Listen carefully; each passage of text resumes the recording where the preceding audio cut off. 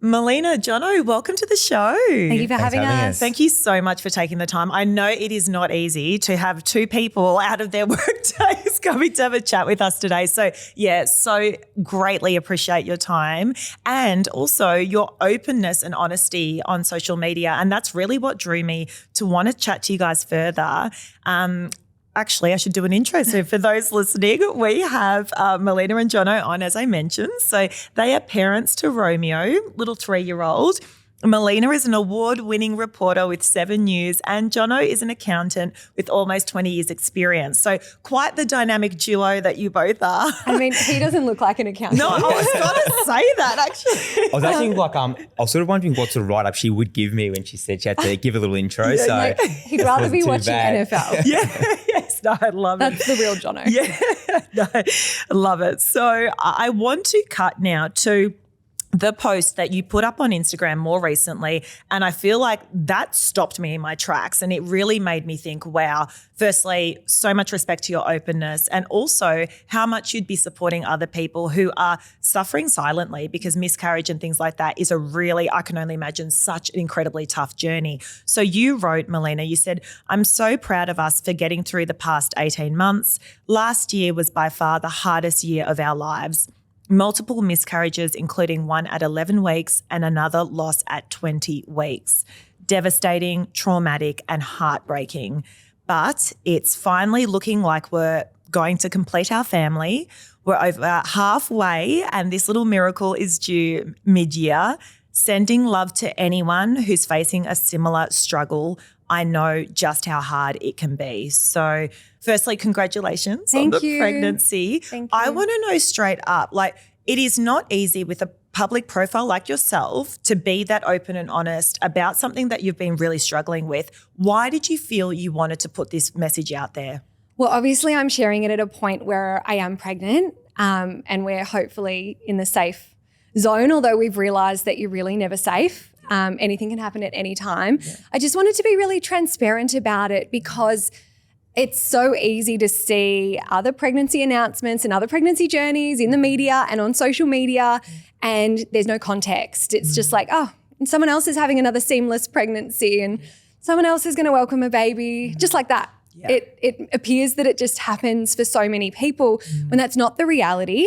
So I wanted to be really open. If I was going to share that we were lucky enough to have another child, I wanted to share what it took to get us there. Yeah. Because it can, if you're in the midst of it, it can be really heartbreaking and it can be really devastating to see everyone else move forward and you're stuck in this kind of limbo. Yeah. And my journey as well, it wasn't linear. It was pregnant, not pregnant, surgery to rectify what had happened, then that surgery would fail and then I'd have a repeat surgery and then we'd be pregnant again. And then with the 20-week loss, I gave birth to that baby and then they didn't get all of it out that time. So I had to go in and have the surgery and there were complications with that surgery that resulted in a lengthy hospital stay and loss of blood and what they thought was a seizure. And then there's the recovery from that. And then we were pregnant again and then we were not pregnant again. So it hasn't been a linear journey at all. And I think it's really important to acknowledge that that is the case for a lot of couples and a lot of women. Yes. So with Jono's permission, I said, look, I'm going to put the whole thing out there. Yeah. And just give other people a reality of what it's really like. Jono, what were your thoughts initially? I have absolutely no problems at all with her putting it out there. I think with the last couple as well, we did tell, a fair few friends and family and that kind of thing. And then it's just the worst when you have to then go back and say, oh, hey, mum, so we've lost the baby now. Or do you know what I mean? Like it's not going to happen anymore. So I think with this one, we were real cagey at the start with who we did tell. I think we didn't tell our parents till about 13, 14 weeks, something like that. Yeah. And then we told a few friends, if we were out for dinner because, Mel would say, oh, I can't, I'm not going to drink tonight. Let's just tell them. So there's no, pretending that I'm sick or I've got a sore throat or whatever. So we told some people and then we didn't tell other people. And it was really like, do we tell them? Don't we tell them? And then even with Mel, like she was always, when we'd go out to events or something, she's like, she'd sort of be stuck between, do I wear something that shows the bump and then it's obvious that I'm pregnant, or do I try to just cover it so I don't, so we don't tell them still, until we're completely out of the woods. Yeah. And it was just, it sort of just kept going and going. And then we had it was an event, it was at a wedding and she just said, you know what? I'll just wear like a tight dress, show I've got the bump, and then everyone will know. Because obviously even with her job, there were a lot of people, even to me, like they'd say, so after we told them, they'd say, oh yeah, we thought she was pregnant, you know, my husband or my wife or my daughter or my friend, they saw it on the news and they mentioned it to me, but we weren't quite sure. So people always kind of like, not sort of talking behind our backs, but they were speculating. So I think it's good just to, it was good to get it out there, let them know what's happening. And then, we can sort of like enjoy it a bit more, because it is a little bit, the first few weeks is a bit, you just don't know what's going to happen. It is a bit scary, Being on the news as well adds another element. Because we wear such structured clothing and you have to be quite neat, and it's incredibly hard to hide, especially a second pregnancy. You show so early, and people they're interested in your life. And I was already getting messages on Instagram, people saying, are you pregnant? Are you expecting? Wow. And I'm like, I don't know you. It's lovely that you're asking and you're interested, but I can't address that. And so I just ignore them, and people will comment on your posts, is that a bump? And I'd say to Jono, like, people are, what do I say? And what do I say? And it's like, we've got good friends and family that we haven't told yet, but we're going to just, tell strangers on the internet. And we didn't want them to see it, on the internet for the first time from a random stranger's comment, something like that. Of course. Tricky. Yeah. So was that happening throughout the journey, really? So not even this last, the pregnancy that, that you have at the moment, but even throughout those times in which you had so many, I guess, for want of a better word, like false starts and experiences which were incredibly traumatic. Throughout that time, you were getting a lot of people reaching out to you as well. Absolutely. That's a lot of pressure. It is an added element. It is. Absolutely. Yeah. That you have to think about when we were so sensitive about what was going on personally. It's hard. How do you show up every day for the cameras, put a big smile on your face, report on the news, as you said, public profile? Like, how did you do it? It was a big distraction for me. I love what I do as a job. I've been at Channel 7 for 14 years now, and I kind of treat it like a second home. I'm very comfortable there. Yeah. I love going to work every day. So it was a distraction for me. While I was taking time off to have, the miscarriages and to have the surgeries and the aftercare and the recovery, I was probably taking off about 2 weeks at a time. Yeah. And getting back into work was daunting because you 1 minute you're pregnant and then you walk back into work and you're not pregnant anymore. And so that was tricky to navigate, but it was a big distraction, immersing yourself in the day's story or the day's live cross. It was a really good distraction for me.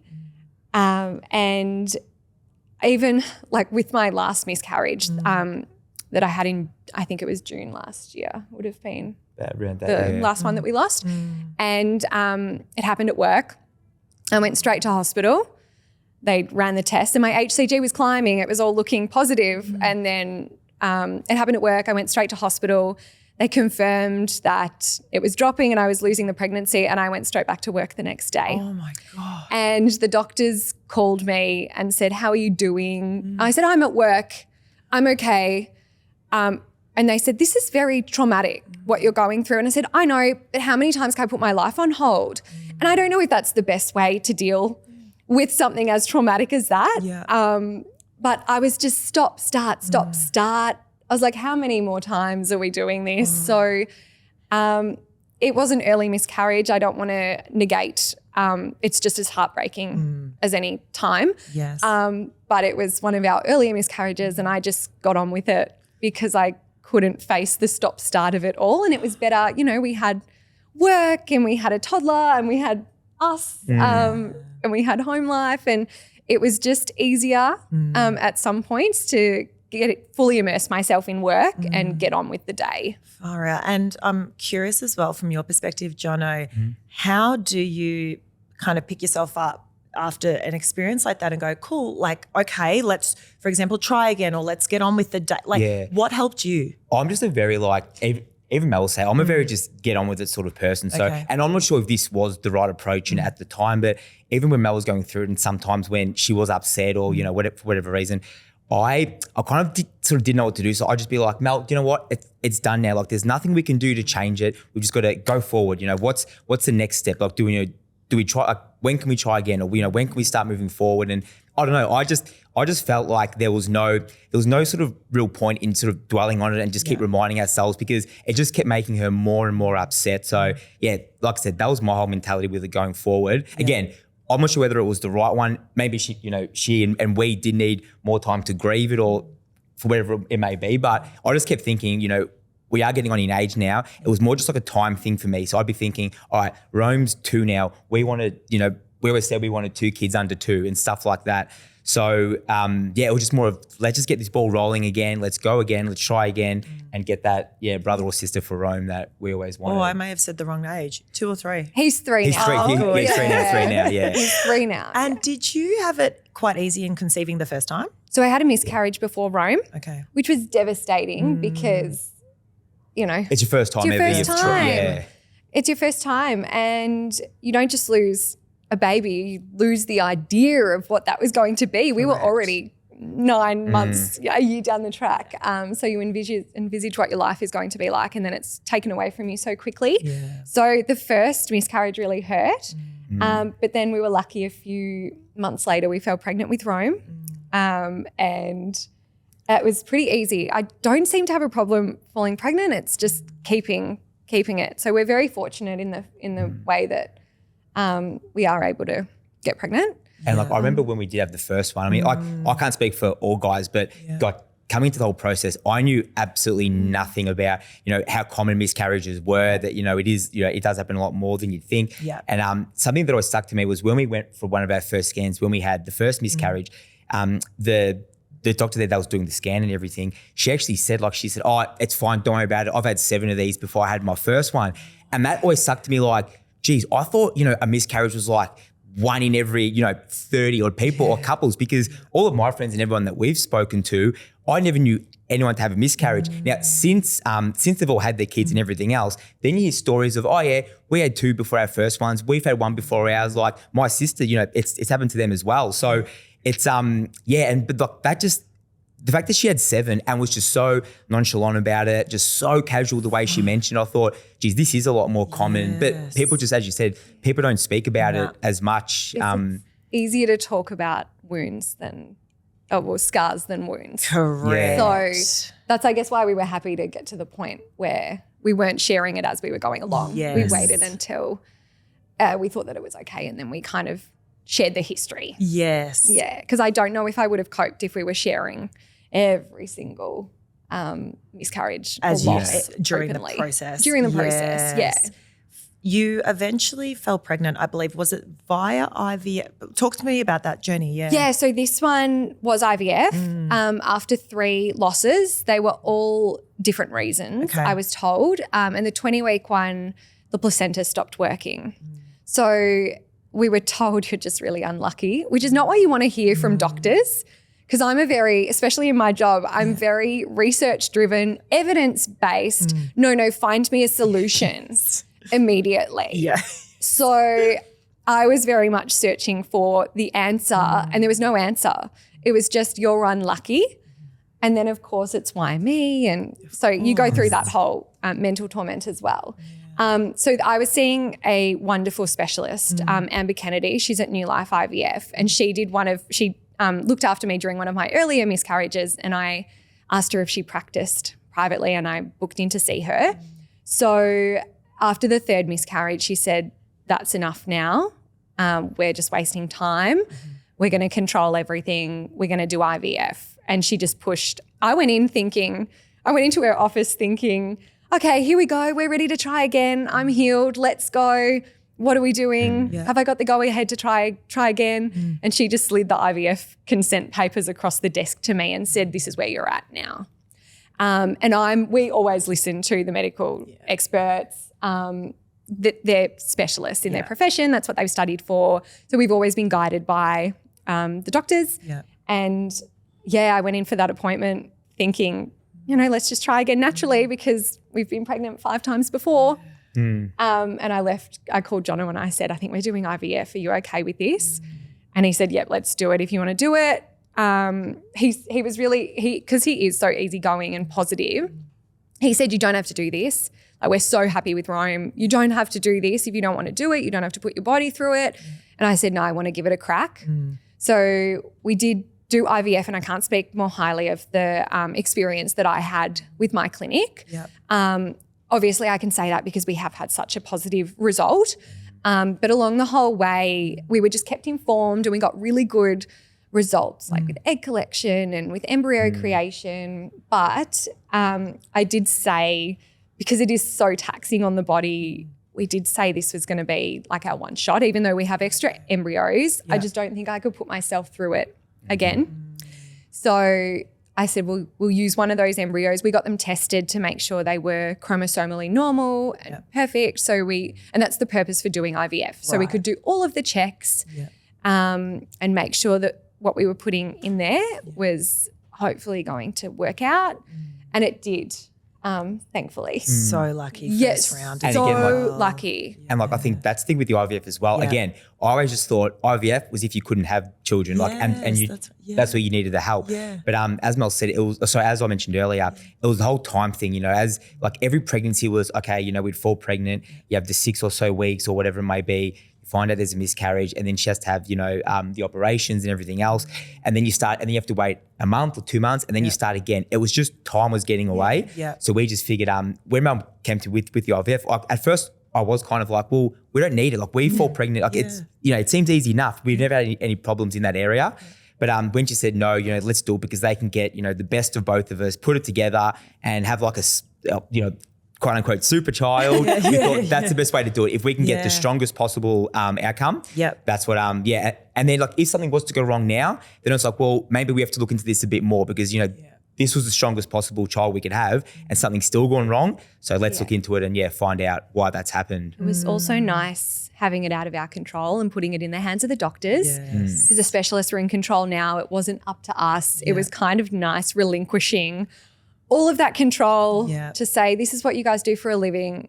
Help us, tell us what to do, let the science and just go along for the ride. So it kind of helped us in that sense as well. Did you ever feel an element of, is it worth proceeding any further given we've got one healthy child? Maybe this is the universe saying we're done. And I say that because I speak to a lot of parents and those thoughts tend to come up for people. What was your experience? I think the fact that we had Rome, that's why we wanted to do this because we always said we wanted to give him a brother or a sister. Like I've got 2 sisters, Mel's got a sister. So we've always had that, relationship with our siblings. And again, like I see our other friends that have got 2 kids and the kids are playing and they're fighting and all that kind of stuff. And we just kind of wanted that for him. As I said, it's pretty much all been for him. I mean, if we were to stop and we didn't have another one, it wouldn't overly bother me too much. You're probably the same, I reckon. Rome is amazing. I'm obsessed with him. But I was doing this for him. We've just always wanted him to, grow up with somebody and then even, looking down the future for his kids will then have cousins on. Do you know what I mean? We just we like that big family sort of like atmosphere and environment. So we definitely did it for him. We are so annoying. Like we have very big personalities. If Rome was just to have to put up with us for the rest of his life, I couldn't do that to the poor child. We're like a lot to deal with. So he needs someone else to bounce off. He needs a little buddy. He needs a buddy to share this load because we're a lot. So we just needed to give him, because I've got that relationship with my sister. You call your sibling. Every time mum and dad do this or some family thing or just anything. And I just wanted to give him that experience as well. Yeah. Do we know if it's a girl or boy? We found out, but we're not sharing. Oh, exciting. I wasn't sure. As soon as you find out what you're having, you get so much more attached to it. Of course. Yeah. And we got the envelope and I was like, no, I'm not ready. I'm not ready. And Jono just opened the envelope in the kitchen. And I was like, now you have to tell me. It was actually really cute. He told Romeo and Romeo came over to me and said, I'm having a Stop. That's so sweet. And we've asked Rome what he wants to name the baby. And he says it's Eggy Bum. So it's unofficial name of the moment, it's Eggy Bum. So that's what we keep saying when we refer to the baby. At the moment. So we're doing this all for him. No, I love it. Guys, to wrap up, I ask everyone this final question. So how has parenthood changed you both as people?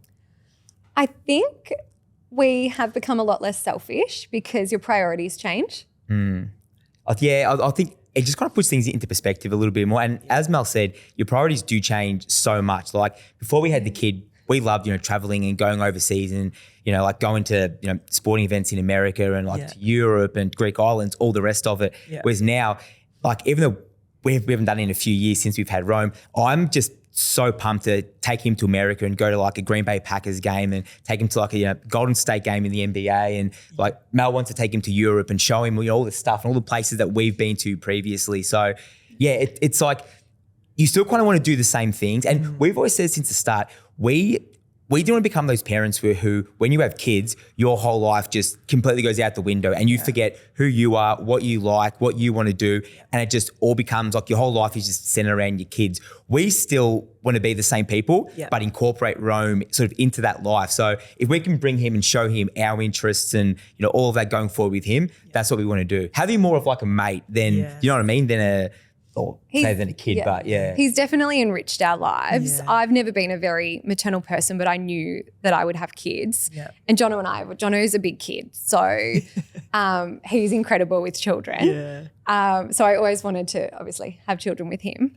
But I knew that I would have kids one day and it's so much better than I thought it would be. Yeah. It's just so much better. Especially now, like he's at that good age now, that 3, whereas when he was like a little baby, and I'll admit, I'll be the first one to put my hand up. All the time I'm like, Mel, come on, like he's not doing anything. Like he's just like a little potato. He sits there, he sleeps, he eats, and that's pretty much it. But he's awesome now. He comes to us and he asks us to do things, so we go and do it with him. Yeah. He's so inquisitive, and even just some of the phrases and the stuff that he comes up with. Yeah. I just sit there on the couch laughing for ages. It's an awesome age now. It's a really good age. I agree. I feel like 3, 4, they're starting to become little humans. So I love it. What's next for you both? Anything that you want to share with our audience as we wrap up? So our big goal for this year is just to get to this due date and have a healthy bub. Yes. I don't think we're thinking too far ahead. I'm just counting down. I'm really keen. I'm 25 weeks now. So we're very keen to get to our due date. Yeah. Little goals. I've been living day by day for so long. Yeah.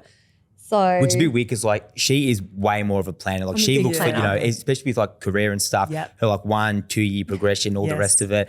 I don't look 15 minutes into the future. I'm just like doing what I'm doing now and, getting, so involved in the moment. Yeah. But I think as Mel just said, getting to that due date and then once it happens and then being able to look forward to the next phase, as what I mentioned before, taking Rome on all the trips and the new baby on all the trips and doing all that kind of stuff that we enjoy. Yeah, like all the stuff that we've enjoyed and that we've kind of been sort of waiting to have that second child so we can be like, okay, all like the birthing, baby, newborn stuff's kind of behind us. Yep. Now we can get on to the next phase and the next phase and keep going. I don't want to wish it away, but we've been waiting. We've been waiting to move on with our lives. Absolutely thrilled for you both. It's so good. Congratulations again. Thank you both of you again for being so open and honest. I know that you will have helped and so many people by sharing your journey. So thanks. Thank you. Thanks, Leonie.